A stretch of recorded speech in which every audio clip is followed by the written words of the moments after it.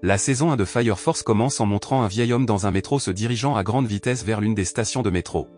Sans avertissement ni signe, il a soudainement explosé et a commencé à brûler tout son corps avant de finalement se déchaîner et de propager le feu dans tout le métro.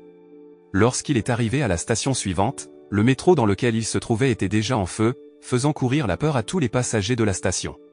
Mais parmi les passagers, un jeune homme nommé Shinra Kusakabe se tenait juste devant le métro et a été témoin de ce que l'on appelle le phénomène des pompiers.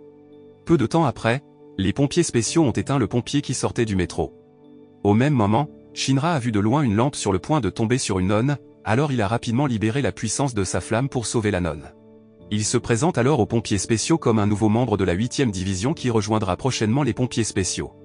Après son arrivée au quartier général des pompiers spéciaux, Shinra a rencontré le capitaine et le vice-capitaine de la 8e division nommés Takehisa Inawa et Akitaru Obi. Après avoir regardé le CV de Shinra, le capitaine Obi demande pourquoi sa photo sur le CV semble bizarre avec un sourire narquois et un regard noir. Il a ensuite expliqué qu'il souffrait d'une maladie particulière qui le faisait sourire narquoisement lorsqu'il était nerveux ou tendu. Après cela, le capitaine Obi a demandé quelle était la principale raison et motivation qui l'avait poussé à rejoindre les pompiers spéciaux. Avec un visage sérieux et une forte détermination, il a répondu qu'il avait rejoint les forces de pompiers spéciales parce qu'il voulait être un héros. Dans l'après-midi, le capitaine Obi a rassemblé tous les membres de la 8e division et a réexpliqué le phénomène dit des pompiers. Le pompier est un phénomène lorsqu'une personne se brûle soudainement et commence à perdre connaissance, alors elle devient folle. La tâche des pompiers spéciaux est de reposer le pompier en détruisant son cœur. Tous les efforts ont été déployés pour épargner aux pompiers la douleur des dernières secondes de leur vie et pour sauver ceux qui les entourent. En outre, une autre tâche des forces spéciales est d'enquêter sur la cause principale du phénomène des pompiers. Cette nuit-là, quand Shinra se reposait, il se souvint des souvenirs du passé lorsqu'il était encore avec sa mère et son petit frère. Depuis qu'il était enfant, il rêvait de devenir un héros afin de pouvoir protéger sa mère et son petit frère. Malheureusement, un mauvais jour s'est produit lorsque sa maison a brûlé et que tous les membres de sa famille sont morts dans l'incendie. Tout le monde a blâmé Shinra pour l'incident parce qu'il pensait que sa puissance de feu était la cause de l'incendie. Après un horrible incident, il commence à souffrir d'une étrange maladie qui le fait sourire lorsqu'il est nerveux ou effrayé. Depuis, il a souvent été surnommé le diable car il souriait après la mort de sa famille. Peu de temps après, Shinra s'est réveillé de son sommeil parce que l'alarme incendie avait retenti, et tous les membres des pompiers spéciaux ont dû se rendre immédiatement chez les pompiers. Les pompiers spéciaux de la 8e division sont composés de 5 personnes, le capitaine Obi et Iris, une religieuse qui n'a pas la puissance de feu.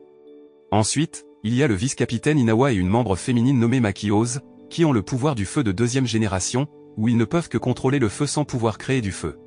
Alors que le dernier membre est Shinra, qui possède le pouvoir du feu de 3e génération où il peut contrôler et créer son propre feu. Après que tous les membres des pompiers spéciaux de la 8e division se soient préparés rapidement, ils se sont immédiatement précipités vers une usine qui a pris feu. L'épouse du propriétaire de l'usine s'est soudainement transformée en pompier. Elle a incendié toute la zone à l'intérieur de l'usine, de sorte que lorsque les pompiers spéciaux entraient dans l'usine, ils étaient bloqués par un pare-feu très haut. Heureusement, Maki a pu contrôler le mur de feu et a ouvert la voie à tous les membres des pompiers spéciaux. Le pompier devenait sauvage et incontrôlable, alors le capitaine Obi et le vice-capitaine Inawa ont commencé à tirer sur le pompier. Avec l'aide de Maki, le capitaine Obi a réussi à attaquer le pompier à l'aide de sa hache, et Shinra a immédiatement tué la victime du pompier d'un coup de pied enflammé. Une fois que les pompiers spéciaux auront reposé les pompiers, Iris priera pour les âmes des pompiers afin que leurs âmes puissent reposer en paix. Après la première mission, Shinra a vu les citoyens louer les prouesses des pompiers spéciaux et a estimé qu'il avait réalisé son rêve. Le lendemain, le capitaine Obi a dit à Shinra qu'il y aurait bientôt une nouvelle compétition de guerriers. Ce jour-là, la 8e division recevrait un nouveau membre qui deviendrait son partenaire dans la nouvelle compétition guerrière entre divisions. Le nouveau membre qui va rejoindre la 8e division est quelqu'un qu'il connaît déjà car ils sont issus de la même académie. Même s'ils venaient de la même académie, Shinra et un nouveau membre nommé Arthur Boyle ne semblaient pas s'entendre. Arthur a le pouvoir du feu de 3e génération comme lui, mais Arthur a également une autre capacité lui permettant de créer une épée à plasma appelée Excalibur. Ce jour-là, alors qu'il s'entraînait avec Maki, elle montra son autre pouvoir, elle pouvait transformer le feu en une créature nommée Boo. Peu de temps après, ils ont de nouveau reçu un appel pour une mission visant à éteindre un pompier dans l'une des maisons de la population civile. Étonnamment, le pompier de la maison ne s'est pas déchaîné, donc Arthur a pu facilement le tuer avec son épée Excalibur. De plus, alors que tous les pompiers spéciaux priaient pour l'âme du pompier, une poudre noire est soudainement apparue et a détruit le bâtiment. Heureusement, tous les pompiers sont indemnes et sont sortis sains et saufs. Ils pourraient même récupérer une photo de famille dans la maison et la donner à la fille du pompier décédé. La scène passe à un laboratoire caché, quartier général de l'homme qui avait auparavant aspergé de poudre noire la maison du pompier. L'homme mystérieux nommé Joker discute avec le scientifique qui a créé la poudre noire de l'arrivée de Shinra dans les pompiers spéciaux. Quelques jours plus tard, une nouvelle compétition de soldats entre divisions spéciales de lutte contre les incendies a commencé, et tous les nouveaux membres de chaque division ont été chargés d'accomplir une mission de sauvetage. Pendant que tous les nouveaux membres couraient, Shinra a utilisé son pouvoir de flamme à réaction pour s'envoler et entrer plus tôt dans le bâtiment. À l'intérieur du bâtiment, il a rencontré Joker, qui avait vaincu les pompiers supérieurs du comité de course. Il attaque Joker avec sa puissance de feu, mais Joker peut facilement contre-attaquer en utilisant une poudre noire qui peut faire exploser le feu. Après cela, Joker dit à Shinra qu'il sait ce qui s'est passé lors de l'incendie qui a tué la famille de Shinra il y a quelques années. Joker lui dit également que son jeune frère n'est pas mort dans l'accident et qu'il est toujours en vie aujourd'hui. En entendant cela, il n'arrivait toujours pas à croire les paroles de Joker et commença à se demander quel était le véritable objectif de Joker. Joker a répondu qu'il pourrait donner plus d'informations à Shinra s'il était prêt à quitter les forces spéciales et à le rejoindre en tant que démon. Il refusa furieusement l'offre de Joker et attaqua Joker avec la puissance d'un coup de pied enflammé. Peu de temps après, Arthur et une fille de la division 1 sont apparus et ont aidé Shinra à attaquer Joker. Malheureusement, Joker s'est échappé après avoir aspergé de poudre noire explosive dans la pièce. Shinra, Arthur et la jeune fille se sont précipités pour sauver leurs deux aînés et les ont emmenés avant que le bâtiment n'explose. Après cela, le capitaine de la première division nommé Burns et la fille qui avait précédemment aidé la Shinra nommée Tamaki l'ont remercié d'avoir sauvé leurs membres. Cette nuit-là, alors que Shinra est seul avec le capitaine Obi, il dit à Shinra que les forces de feu spéciales sont divisées en 8 divisions. Bien que toutes les divisions aient la même tâche, à savoir reposer les pompiers, chacune garde secrète les informations qui leur parviennent. Par conséquent, la 8e division a une mission secrète pour enquêter sur les troupes des divisions 1 à 7 et découvrir la vérité qu'elles cachent. Le lendemain, le vice-capitaine Inawa rendit compte aux membres de la 8e division des résultats des recherches qu'il avait menées sur la poudre noire explosive distribuée par Joker. Après que le capitaine Obi ait découvert que la poudre noire provenait des cendres des pompiers qui avaient été entièrement brûlés, il était furieux parce que Joker ne respectait pas l'âme des pompiers et utilisait plutôt leurs cendres comme arme. La scène se transforme en un tribunal où un ancien pompier nommé Setsuo Miyamoto, devenu tueur en série, subit son dernier procès. Au procès, après que le juge l'a déclaré non coupable pour des raisons psychologiques, il s'est soudainement transformé en pompier et a commencé à attaquer le juge. Les pompiers spéciaux de la 8e division qui ont reçu un rapport sur l'incident se sont immédiatement précipités au greffe. Shinra et Arthur sont arrivés sur les lieux et ont immédiatement attaqué Miyamoto avec leur puissance de feu. Tandis que le capitaine Obi et le vice-capitaine Inawa étaient surpris que Miyamoto, devenu pompier, soit toujours conscient. Peu de temps après, Miyamoto saute au sommet du bâtiment et s'enfuit en disant qu'il va tuer tout le monde. Le capitaine Obi et le vice-capitaine Inawa ont également demandé à Shinra de poursuivre Miyamoto avec son jet de feu et de lui indiquer où se trouvait Miyamoto après avoir réussi à le trouver. Après que Shinra ait réussi à trouver Miyamoto, il a attaqué Miyamoto à plusieurs reprises, ce qui a amené Miyamoto à le traiter de démon. Juste au moment où il était sur le point de tuer Miyamoto, le capitaine de la 5e division nommé Ibana est soudainement apparu et l'a arrêté. Elle a déclaré que la division 5 des pompiers spéciaux emmènerait Miyamoto pour une enquête sur le pompier qui avait conscience. Peu de temps après, d'autres membres des forces spéciales de la 8e division sont arrivés sur les lieux pour aider la Shinra à arrêter Miyamoto. Ibana parle alors au capitaine Obi et demande que les troupes de la 5e division soient autorisées à emmener Miyamoto car il est un pompier conscient. Cependant, le capitaine Obi a refusé car l'incident de Miyamoto s'est produit dans la juridiction de la 8e division, la 5e division n'avait donc pas le droit de prendre des mesures contre lui. Ibana le persuada alors en lui disant que la 5e division discuterait des résultats des recherches de Miyamoto avec la 8e division, alors il accepta. Le lendemain, le capitaine Obi a organisé un entraînement intensif pour tous les membres de la 8e division car un jour, ils ont dû combattre des membres des pompiers spéciaux d'autres divisions. Dans l'après-midi, le vice-capitaine Inawa informe Shinra qu'Ibana peut assumer le poste de capitaine car elle a vendu les résultats des recherches sur les pompiers à l'institution qui supervise la 5e division, à savoir l'industrie Ejima. Il soupçonne également Ibana d'être celui qui a découvert la cause du phénomène des pompiers, il envisage donc d'enquêter sur la 5e division.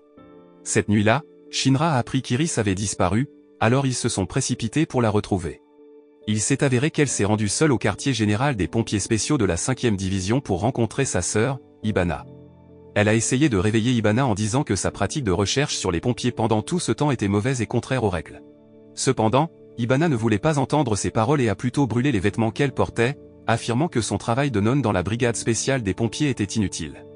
Au même moment, les pompiers spéciaux de la 8e division sont arrivés au quartier général de la 5e division et ont commencé à se répartir les tâches où la Shinra chercherait où se trouve Iris. et les autres membres battront les membres de la 5e division. Peu de temps après, Shinra, qui a réussi à retrouver Iris, commence à s'approcher d'Ibana pour l'attaquer avec la puissance du feu. Cependant, il peut facilement être vaincu par Ibana grâce à la puissance de son regard de feu choisi, qui peut créer de la chaleur dans le corps des autres. Il ne voulait pas abandonner et continuer d'essayer de l'attaquer même si elle pouvait facilement le vaincre grâce au pouvoir du regard de feu.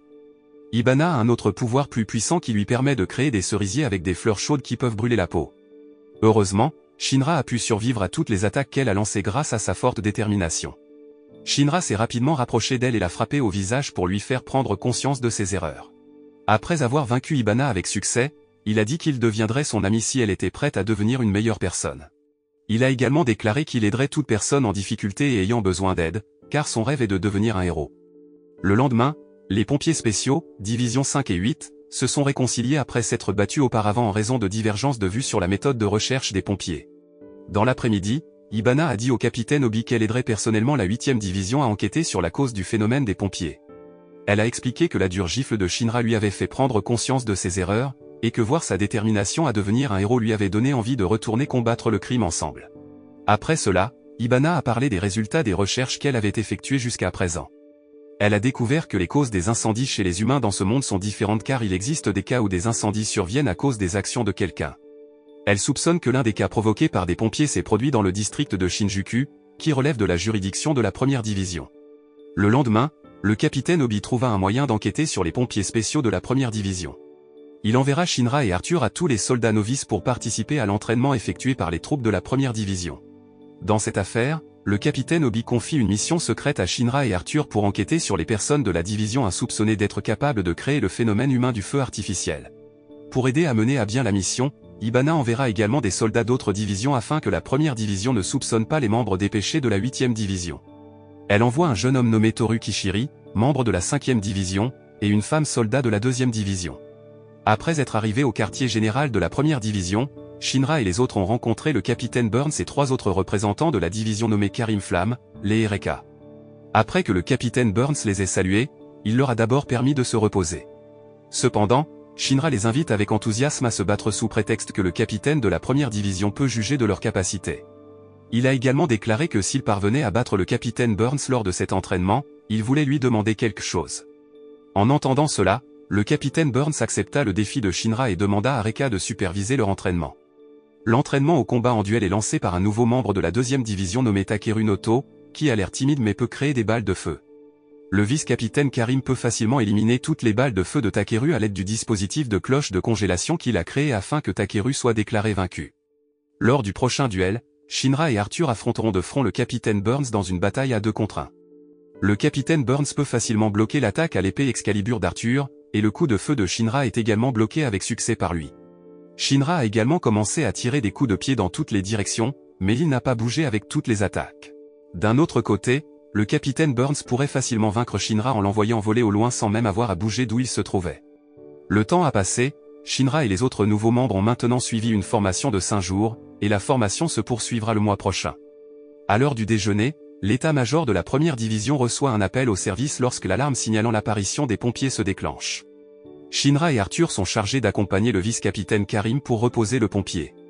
Alors qu'elle était en service, Shinra a vu un homme ivre qui a soudainement explosé en pompier après qu'un inconnu ait placé un incendie sur le corps de l'homme. Shinra et Arthur se sont immédiatement précipités pour chasser la personne qui avait apporté la punaise de feu. Pourtant, lorsqu'ils sont arrivés sur les lieux, la personne avait réussi à s'échapper et Shinra a rencontré Reka et Karim à la place. Peu de temps après, Tamaki est venu et a rapporté aux 2 vice-capitaines que les pompiers de cet endroit s'étaient reposés avec succès. De retour à la base, Shinra et Arthur soupçonnent que l'un des vice-capitaines de la 1re division est celui qui a provoqué le phénomène des pompiers. Par conséquent, Shinra a décidé d'enquêter secrètement sur Karim et Reka afin que leurs actions ne soient pas découvertes. Lorsque Shinra et Arthur entrent dans la chambre de Reka et Karim, ils trouvent les mêmes insectes de feu que les insectes qu'ils avaient vus précédemment sur les lieux des pompiers. Peu de temps après, Karim est soudainement entré et a avoué qu'il avait gardé l'insecte parce qu'il voulait également enquêter sur qui avait créé le phénomène de l'homme-feu artificiel. Il a dit qu'il soupçonnait Reka d'être la cause du pompier, car 2 mois alors que Reka était de service pour reposer un petit enfant qui s'était transformé en pompier, il a trouvé l'insecte de feu sur les lieux. Pendant ce temps, Tamaki semblait amener quelques jeunes enfants dans un bâtiment vide, comme l'avait ordonné Reka. il a délibérément demandé à Tamaki de rassembler les petits-enfants dans l'ancien bâtiment car il prétendait avoir trouvé une prière sacrée pour protéger les enfants du phénomène des pompiers. Avant le début du processus de prière sacrée, Reka a demandé à Tamaki de sortir afin qu'ils puissent se concentrer davantage sur la prière pour leur protection. Cependant, elle refuse de sortir car elle souhaite également participer à la lecture de la prière de protection pour les enfants. En entendant cela, Reka a délibérément fait perdre connaissance à Tamaki afin qu'elle ne sache pas ce qu'il ferait aux enfants. Il s'avère que les soupçons de Shinra et Karim sont fondés. Reka est celle qui a amené des insectes de feu et les a délibérément placés sur le corps d'autres personnes afin qu'ils puissent se transformer en humains de feu. Reka a ensuite placé des insectes de feu sur le corps d'un garçon, mais étrangement, le garçon ne s'est pas transformé en pompier. Il a dit avec enthousiasme que le garçon était la personne idéale qu'il recherchait pour effectuer un rituel d'étincelles. Alors que Reka était sur le point de lancer les insectes de feu sur les autres enfants, Tamaki, qui s'était réveillé, a essayé de se lever et a commencé à crier à l'aide. Shinra, qui l'entendit crier, se précipita immédiatement vers le vieux bâtiment et sauva le garçon qui avait failli être sacrifié par Reka. Après que Shinra soit arrivé sur les lieux, il a immédiatement sauté du toit du bâtiment et a donné un coup de pied à Reka au visage avec un très fort coup de feu. Le combat entre eux était inévitable et ils commencèrent à s'attaquer. Pendant le combat, Reka a remarqué que les insectes de feu qui les transportaient commençaient à réagir à ce que Shinra avait créé. Sachant cela, Reka a dit à Shinra qu'il était la personne qu'il recherchait pour rejoindre l'organisation des prêtres sacrés parce que Shinra avait un feu sacré appelé Adola Burst. Reka pense que Shinra est un pompier doté du pouvoir du feu sacré conféré par le dieu solaire. Il compte alors brûler tout le bâtiment en brûlant son propre corps et en propageant le feu dans tout le bâtiment. Heureusement, Karim est arrivé juste à temps et a immédiatement recouvert tout le corps de Reka de glace afin qu'il ne puisse plus utiliser son pouvoir. Peu de temps après, le vice-capitaine Lee est arrivé sur place et avait l'intention d'emmener Reka au quartier général de la première division pour un interrogatoire. Cependant, Reka est soudainement tué par un incendie venant du toit du bâtiment opposé et contrôlé par deux mystérieux hommes à capuche blanche. Lorsque le maître du feu a lancé une autre attaque sur Karim, Lee a spontanément poussé son corps, il a donc dû perdre sa main droite. Karim a alors demandé à Tamaki de tirer un incendie sur le toit du bâtiment opposé afin que les deux hommes réalisent qu'ils connaissaient leur emplacement. Les deux hommes mystérieux ont décidé de quitter les lieux car ils ne voulaient pas que leur identité soit connue. La scène passe à l'Empire du Soleil, où l'empereur compte rassembler tous les capitaines des forces de feu spéciales. Shinra et le reste de la 8e division se rendront au palais de la Dureté du Soleil avec les membres de la 5e division pour discuter de la Sainte Prêtresse et des personnes aux capuches blanches qui avaient précédemment tué Reka. Cette réunion entre capitaines était la première réunion organisée par l'Empereur Soleil, indiquant que la situation actuelle devenait sérieuse. Shinra et Tamaki ont également été invités à assister à cette réunion entre les capitaines car ils étaient sur les lieux lorsque Reka a mené l'expérience Firebug sur des enfants. Alors qu'ils étaient au palais de l'Empereur, Karim et les capitaines des autres divisions spéciales de pompiers avaient déjà assisté à la réunion.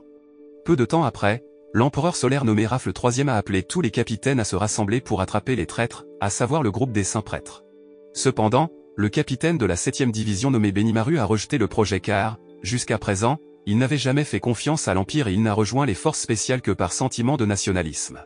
Après que Benimaru ait quitté la pièce, Rafle a invoqué Shinra, connu pour avoir un feu sacré appelé Adola Burst. Rafle a déclaré que le feu sacré est le même feu utilisé pour les centrales thermiques qui ont été la source d'énergie du pays. Par conséquent, il a demandé à la Shinra de toujours empêcher que le pouvoir du feu sacré ne soit perdu ou volé par d'autres. Après la réunion, le capitaine Obi et les autres membres retournèrent à leur base pendant que Shinra voulait faire le tour pour voir la centrale thermique appelée Amaterasu. Alors qu'il regardait le feu sacré d'Amaterasu, Joker est soudainement apparu et s'est approché de lui pour lui parler de quelque chose. Joker dit qu'il est venu donner des informations à Shinra parce qu'il a réussi à se rapprocher de la vérité. Joker lui dit de continuer à enquêter sur l'organisation des Saints Prêtres car son jeune frère, Shukuzakab, fait également partie de l'organisation. Le lendemain, le capitaine Obi a ordonné à tous les membres de la 8e division et à Tamaki de la 1re division de vérifier tous les dossiers qu'ils avaient traités jusqu'à présent afin d'enquêter sur les traces de l'existence de l'organisation des Saints Prêtres. Mais jusqu'à la tombée de la nuit, Shinra et les autres n'obtenaient toujours aucune information sur l'endroit où se trouvaient les membres de l'organisation des Saints Prêtres. Alors qu'ils dînaient ensemble, le vice-capitaine Inawa et les autres s'inquiétaient du fait que Shinra soit plus réservé que d'habitude, alors ils lui demandèrent ce qui s'était passé plus tôt.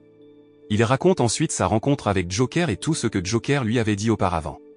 Il était inquiet parce qu'il ne pouvait pas croire qu'un jour il devrait se battre contre son propre petit frère, mais d'un autre côté, il voulait en réalité croire que son petit frère était toujours en vie. Après cela, la 8e escouade s'est regroupée pour poursuivre son enquête sur l'organisation des Saints Prêtres et les pompiers. Le vice-capitaine Inawa a déclaré que le premier cas traité par la division spéciale des pompiers 8 était celui d'une personne en robe blanche portant une croix au nom rouge. Après avoir fait l'objet d'une enquête, l'homme devenu pompier a travaillé dans une entreprise située dans le ressort de la 7e division des pompiers spéciaux. Les troupes de la 8e division ont donc décidé de se rendre au quartier général de la 7e division pour rencontrer le capitaine Benimaru et lui demander l'autorisation de mener une enquête dans la zone. Le capitaine Obi tente de le persuader de les autoriser à mener l'enquête en lui disant qu'une organisation de saints prêtres pourrait apparaître dans la juridiction de la 7e division. Mais le capitaine Benimaru a toujours insisté sur sa méfiance à l'égard de tout ce qui touche à l'organisation des saints prêtres, même si Shinra a déclaré avoir vu personnellement des gens du groupe des saints prêtres. Au cours de cette conversation, la cloche qui signalait l'apparition du phénomène pompier a soudainement sonné, alors le capitaine Benimaru s'est immédiatement précipité pour reposer le pompier. La méthode qu'il utilise pour reposer le pompier est assez extrême, il lancera plusieurs gros bâtons de feu pour attraper le pompier. Le bâton de feu lancé par le capitaine Benimaru a provoqué une énorme explosion, détruisant les maisons des habitants des environs. Mais les habitants du quartier ne s'y sont pas opposés car ils estimaient que la maison ou le bâtiment détruit était une offrande aux pompiers. Une fois la mission de repos des pompiers terminée, le capitaine Benimaru a ordonné aux ouvriers du bâtiment de réparer les maisons endommagées. Les membres de la division 8 ont également aidé les habitants à réparer les maisons qui avaient été endommagées car ils allaient également rester dans la région pendant un certain temps. Le lendemain, alors que Shinra jouait avec deux jumeaux nommés Hinata et Ikage, il a accidentellement vu des brûlures sur le corps du vice-capitaine de la 7e division nommé Konro Sagamiya. Après que Shinra ait quitté la pièce, Konro a dit au capitaine Benimaru que les gens de la 8e division sont des gens qui ont de bonnes intentions, contrairement aux autres divisions. En entendant les propos de Konro, le capitaine Benimaru a finalement accédé à la demande de la 8e division, qui souhaitait mener une enquête sur son territoire. Alors que le capitaine Benimaru quitte la pièce, Shinra l'interroge sur les brûlures sur le corps de Konro. Il explique ensuite que la blessure est survenue parce que Konro s'est forcé une fois à relâcher sa puissance de feu lorsque son corps atteignait ses limites. Les brûlures sur son corps sont connues sous le nom de maladie du frêne, si la maladie s'aggrave, la personne atteinte peut se transformer en cendre. Cette nuit-là, alors que le capitaine Benimaru était sur le point de rencontrer le capitaine Obi et le vice-capitaine Inawa pour discuter de l'enquête, il les vit soudain qui dirent que c'était eux qui avaient provoqué l'incendie d'autres personnes. En entendant leurs paroles, il se sentit très en colère et commença à attaquer tous les membres de la 8e division. Heureusement, Konro a pu arrêter l'attaque du capitaine Benimaru et a pu le calmer afin qu'il n'y ait pas d'effusion de sang. Quelques nuits plus tard, le capitaine Benimaru s'entretient avec les membres de la 8e division devant Konro, qui gisait inerte car sa maladie s'aggravait. Le capitaine Obi et le vice-capitaine Inawa expliquent alors au capitaine Benimaru que les deux personnes qu'il a vues plus tôt n'étaient pas eux car elles se trouvaient dans le magasin d'en face. Après avoir entendu cela, il a décidé de se rendre au magasin pour s'assurer qu'il disait la vérité. Konro a ensuite déclaré que le capitaine Benimaru lui était très précieux et qu'il était donc prêt à sacrifier sa vie bon marché pour le bien du capitaine Benimaru. En entendant cela, Shinra a répondu qu'il n'y a pas de vie bon marché dans ce monde parce que la vie de chacun est précieuse. En entendant sa réponse, Konro se sentit apprécié et remercia Shinra avant de quitter la pièce pour chercher le capitaine Benimaru. En revanche, le capitaine Benimaru n'a pas été perturbé lorsqu'il a vu les habitants de son quartier se battre et s'accuser mutuellement d'être un imposteur. Même les jumelles Hinata et Ikage se battent également parce qu'elles s'accusent mutuellement d'être des fraudeurs ou de fausses personnes. Lorsque Tamaki tente de mettre fin au combat entre Hinata et Ikage, Arthur donne soudainement un coup de pied à l'un d'eux jusqu'à ce que Ikage perde connaissance. En conséquence, il a été réprimandé et battu par d'autres membres des pompiers de la 8e division pour avoir battu un petit enfant jusqu'à ce qu'il s'évanouisse. Mais il s'est avéré que la fille à qui Arthur avait donné un coup de pied n'était pas le vrai Ikage mais un vieil homme déguisé en lui. Konro et les autres semblaient choqués de voir tout cela et se demandaient ce qui s'était réellement passé dans leur ville. Ailleurs, un homme à capuche blanche nommé Yona est vu en train de changer de visage humain en utilisant sa puissance de feu spéciale. Il s'avère que c'est lui qui est à l'origine de toutes les bagarres et incompréhensions dans la ville d'Asakusa, où se trouvent les pompiers de la 7e division. Une autre femme à capuche blanche nommée Hero avait également préparé des centaines d'insectes de feu pour mener à bien leur plan diabolique. Peu de temps après, ils ont commencé à propager des insectes de feu à Asakusa et ont créé simultanément de nombreux phénomènes de pompiers. Elle dit alors qu'ils devraient profiter du chaos pour attaquer les pompiers spéciaux de la 8e division. Les troupes de la 8e division ne pouvaient pas reposer les résidents parce qu'ils étaient sous la juridiction des troupes de la 7e division et les résidents voulaient seulement que les membres de leur famille soient reposés par Benimaru. Par conséquent, le capitaine Obi a ordonné à tous les autres membres de la 8e division de secourir les résidents piégés dans l'incendie et d'évacuer les autres résidents vers des endroits plus sûrs. Mais alors qu'ils s'apprêtaient à porter secours, ils furent soudainement attaqués par des tirs venant d'assez loin. Pendant ce temps, Konro et Hinata interrogent le vieil homme qui s'est déguisé en Ikage et demandent où se trouve réellement Ikage. Malheureusement, le vieil homme n'a rien voulu dire et a plutôt placé une punaise de feu sur son propre corps pour se transformer en pompier. Peu de temps après, Le vice-capitaine Inawa et le capitaine Obi sont venus voir Konro et lui ont dit que les habitants ne voulaient pas écouter les instructions des troupes de la 8e division. En entendant cela, Konro s'est immédiatement précipité pour trouver où se trouvait le capitaine Benimaru afin qu'il puisse ordonner aux résidents d'évacuer. Dans le même temps, Shinra et les autres membres de la 8e division militaire doivent encore lutter contre le groupe aux cagoules blanches qui les a attaqués. Lorsqu'il fut rattrapé et presque tué par le groupe aux cagoules blanches, Arthur arriva alors et put le sauver. Shinra et Arthur coopèrent alors et unissent leurs pouvoirs pour attaquer les membres du groupe aux cagoules blanches. La bataille à deux entre les membres de la 8e division et les membres du groupe aux cagoules blanches fut féroce jusqu'à ce que, finalement, Arthur et Shinra parviennent à les coincer. L'un des membres à capuche blanche a dit à Eru de sortir de là pendant qu'il resterait et se transformerait en pompier démoniaque. De son côté, le capitaine Benimaru a escaladé une tour et s'est envolé dans le ciel pour que les habitants d'Asakusa puissent le voir et l'entendre. Il annonce aux habitants qu'il existe un groupe maléfique qui s'est déguisé en habitant d'Asakusa et sème le chaos. Il demande donc aux habitants de vaincre les faux résidents. Après cela, il a également demandé aux habitants de permettre aux troupes de la 8e division de reposer les pompiers et de lutter contre les incendies dans leur ville. La scène où Arthur et Shinra se battent contre un pompier qui ressemble à un démon. Au milieu du combat, Shinra a rencontré l'une des femmes membres du groupe à cornes blanches qui lui a dit que son feu pourrait détruire toute l'humanité. Avant qu'il puisse lui poser davantage de questions sur ses paroles, elle disparut soudainement des lieux. Peu de temps après, le capitaine Benimaru est apparu pour l'aider à vaincre le pompier en forme de démon. Après une bataille très féroce, le capitaine Benimaru a réussi à conduire le pompier dans le ciel afin de pouvoir le vaincre et le reposer. Dans le ciel, Shinra se rend compte que le capitaine Benimaru a presque été attaqué par les flèches de feu d'Eru, alors il a immédiatement accéléré pour sauver le capitaine Benimaru et bloquer les flèches de feu. Le combat s'est terminé avec le capitaine Benimaru, qui avait réussi à vaincre et à reposer le pompier sous la forme d'un démon. Le lendemain de la fin des combats, les pompiers de la 8e division regagnent leur base. Le capitaine Obi a appris que les troupes de la 8e division recevraient des membres supplémentaires qui se concentreraient sur les missions de recherche, car la 8e division ne dispose toujours pas de groupe de recherche. Ibana soupçonne l'Empire de préparer quelque chose et s'est associé à l'industrie de Ejima pour espionner les troupes de la 8e division. Il s'avère que la personne envoyée par l'Empire pour devenir chercheur dans la 8e division militaire était la personne qui travaillait auparavant avec Joker, Victor Licht. En plus de Victor, le capitaine Obi recrutera également un mécanicien qui entretiendra tous les équipements et véhicules des troupes de la 8e division. Le capitaine Obi demande alors à Shinra, Iris et Arthur d'aller à un atelier et de rencontrer un jeune homme nommé Vulcain. Malheureusement, une fois arrivés là-bas, Shinra et les autres eurent du mal à convaincre Vulcain de rejoindre la 8e division car, dès le départ, il n'aimait pas l'existence de pompiers spéciaux. Vulcain, perturbé par la présence des membres des troupes de la 8e division, avait l'intention d'expulser Shinra et les autres. Mais après qu'Iris et Arthur aient accidentellement joué avec les outils d'invention de Vulcain, il s'est intéressé à montrer l'une des inventions qu'il avait créées avec son père. Tout en montrant un outil capable de créer des hologrammes de paysages naturels et d'animaux sauvages, Vulcain explique qu'il rêve de réparer la Terre endommagée par le feu et de restaurer un monde magnifique pour tous. Après avoir appris que Vulcain est une personne qui se soucie de beaucoup de gens, Shinra le persuade à nouveau de rejoindre la 8e division. Mais Vulcain refusa et décida de les quitter. Après son départ, Shinra et les autres reçurent des informations de l'un des étudiants de Vulcain, Ryu, selon lesquelles le docteur Giovanni était en fait l'un des étudiants du grand-père de Vulcain de son vivant. Cependant, la relation entre le docteur Giovanni et Vulcain n'est pas si bonne car Vulcain le considère comme un traître qui a tué son grand-père et son père. Dans le passé, le grand-père de Vulcain a toujours ordonné à ses étudiants de ne pas rejoindre les forces de pompiers spéciales, mais depuis sa mort, le docteur Giovanni a plutôt rejoint les forces de pompiers spéciales. C'est pourquoi Vulcain le déteste tant et l'accuse d'être un traître qui a tué sa famille. Après avoir entendu cette explication, Shinra s'est soudainement senti mal à propos du docteur Giovanni et a pensé que la vie de Vulcain serait en danger. Après avoir eu une vision sur les plans diaboliques du docteur Giovanni contre Vulcain, il ordonne à Iris et Arthur de trouver Vulcain et de l'avertir. Pendant ce temps, il se rendra sur les hauteurs pour surveiller les environs et lancer une attaque surprise lorsque les troupes du docteur Giovanni apparaîtront.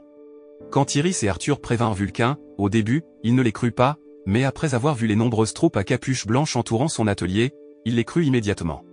Voyant cette situation, Arthur a déclaré que l'épée Excalibur qu'il possédait était laissée dans la base, il ne pouvait donc pas se battre car il ne pouvait canaliser son pouvoir qu'à travers l'épée laser. En entendant cela, Vulcain a immédiatement créé une épée laser beaucoup plus puissante pour qu'Arthur puisse lutter contre le groupe à capuche blanche.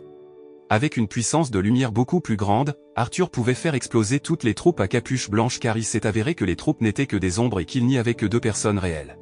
Après cela, il doit affronter un homme capable de créer de nombreuses ombres et de changer l'ombre pour qu'elle ressemble à son ennemi. La bataille à 2 entre le groupe aux cagoules blanches et Arthur a été assez féroce. D'un autre côté, Vulcain demande à Iris d'emmener Ryu et sa petite amie, Lisa, dans un endroit plus sûr. Mais étrangement, elle les attaque soudainement en utilisant le pouvoir du feu tout en admettant qu'elle est en réalité une espionne envoyée par l'organisation des Saints Prêtres. Elle a ensuite forcé Vulcain à lui remettre la clé Amaterasu créée par son grand-père et qui avait été cachée par la famille Vulcain. Peu de temps après, le docteur Giovanni apparut et menaça Vulcain de lui dire où se trouvait la clé d'Amaterasu, sinon il le tuerait. Vulcain, qui ne sait rien de la clé d'Amaterasu, tente de convaincre le docteur Giovanni qu'il ne sait pas où se trouve la clé. Cependant, parce que le docteur Giovanni ne croit pas les paroles de Vulcain, il tire impitoyablement sur le corps de Ryu jusqu'à ce qu'il perde connaissance. Peu de temps après, le docteur Giovanni a découvert l'outil créé par Vulcain et son père et a donc pris l'initiative de le démonter. Et comme il l'avait prédit auparavant, il s'est avéré que la clé Amaterasu était cachée à l'intérieur de l'appareil. Après que le docteur Giovanni ait pris la clé, Shinra a soudainement fait irruption et l'a immédiatement attaqué. Au même moment, Ibana est également venu à l'atelier pour aider Arthur et Shinra à vaincre l'armée du docteur Giovanni et l'armée des cagoules blanches. Au début, Shinra a eu du mal à vaincre le docteur Giovanni car il était piégé dans le pouvoir du feu créé par Lisa. Heureusement, Iris a pu aider Shinra à échapper aux flammes en utilisant l'outil de pluie marionnette de Vulcain. Peu de temps après, Shinra a attaqué le docteur Giovanni jusqu'à ce qu'il soit expulsé de la pièce et lui a fait rencontrer son petit frère, Shu Kusakabe. Il s'avère que Shu est le chef d'une organisation à capuchon blanc ou d'une organisation de prêtres sacrés qui surveille le pouvoir Adola Burst de Shinra. Contrairement à Shinra, qui semblait heureuse après avoir rencontré Shu, il avait l'air froid et attaqua Shinra avec le pouvoir d'arrêter le temps. Arthur essaie d'aider Shinra, mais Shu peut facilement les vaincre d'un seul coup d'épée. Il ordonna alors à ses hommes d'amener Shinra et de prendre la clé d'Amaterasu saisie par le docteur Giovanni. Heureusement, avant d'enlever Shinra, Victor et Joker sont arrivés juste à temps et l'ont sauvé. Le lendemain, Shinra et Vulcain attendent Ryu et Arthur, toujours inconscients à l'hôpital. En attendant dans la salle d'attente, Vulcain a déclaré qu'il espérait toujours faire de Lisa une bonne personne afin qu'ils puissent se remettre ensemble. En entendant cela, Shinra a également soutenu Vulcain car il avait également l'intention de faire de même pour son frère. Le lendemain, il demande à Shinra de l'accompagner à l'atelier de réparation afin qu'il puisse s'excuser devant le repas de son grand-père d'avoir rompu sa promesse de ne pas rejoindre les pompiers spéciaux. Cela signifie que Vulcain a décidé de rejoindre la 8e division en tant que mécanicien spécial afin de pouvoir aider la 8e division à lutter contre le crime. Quelques jours plus tard, le capitaine Benimaru reçoit un appel téléphonique de la 8e division pour les aider à suivre un entraînement spécial pour Shinra et Arthur afin qu'ils puissent devenir plus forts. Parallèlement, Vulcain débute son travail de mécanicien spécial dans la 8e division et crée divers outils susceptibles de l'aider dans sa mission. Dans les jours suivants, le capitaine Benimaru a commencé à entraîner Shinra pour augmenter sa puissance de feu et concentrer ses attaques afin que toutes ses attaques puissent être maximisées. Il s'est entraîné dur pour pouvoir concentrer son attaque ciblée et concentrer sa force sur un point afin de pouvoir devenir plus fort comme le capitaine Benimaru. Après un entraînement assez long et intensif, Shinra put enfin concentrer ses forces et maximiser son attaque. Un jour, Shu et ses membres ont tenu une réunion pour discuter des pompiers spéciaux de la 8e division qui avaient réussi à retrouver leur quartier général.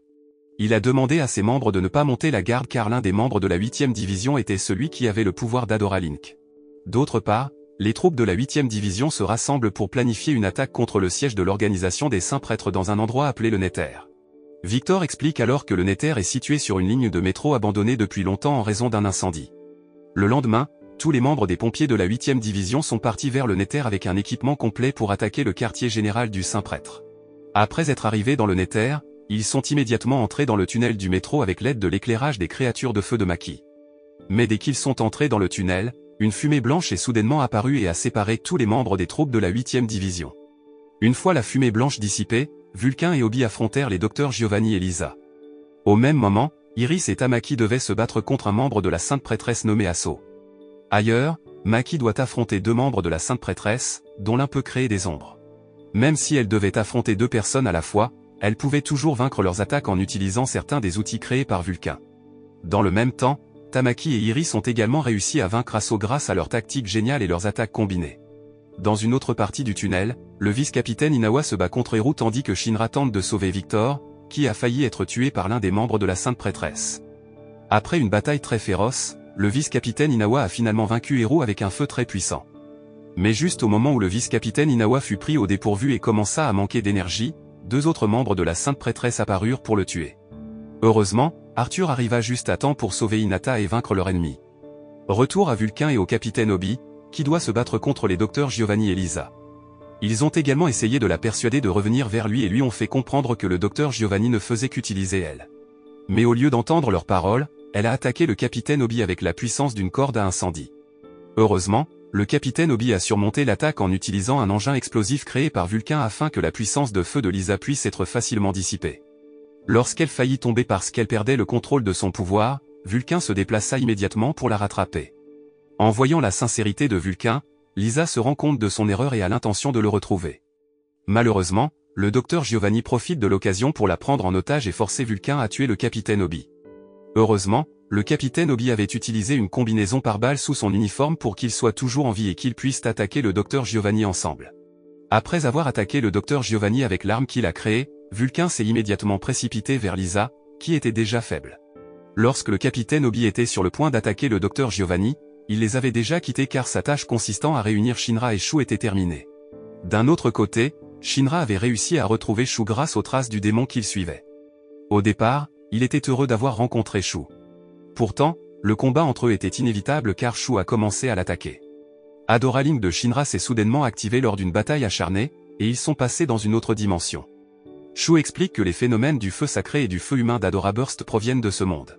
Peu de temps après, le saint prêtre est soudainement apparu devant Shinra, ce qui l'a mis en colère parce que le saint prêtre avait utilisé Shu pour créer le phénomène du feu humain.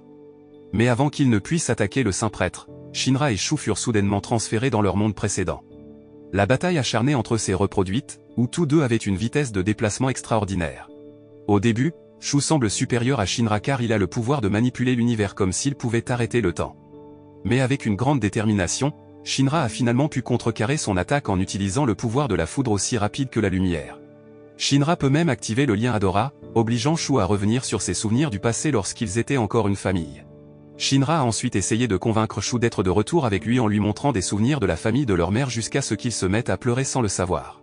Shinra l'a ensuite serré dans ses bras et lui a dit qu'il emmènerait Shu loin des ténèbres vers un endroit plus lumineux. Malheureusement, un membre de la sainte prêtresse nommée Omea apparaît soudainement et hypnotise Shu pour qu'il poignarde Shinra avec une épée. Omea révèle alors le véritable plan du saint prêtre, dans lequel le prêtre veut rassembler tous les propriétaires de l'Adora Burst pour créer un grand désastre. Après cela, elle a immédiatement hypnotisé Shu et lui a ordonné de quitter cet endroit. Juste au moment où Omea était sur le point d'emmener Shinra, Arthur et le reste de la troupe de la 8e division sont venus bloquer et sauver Shinra.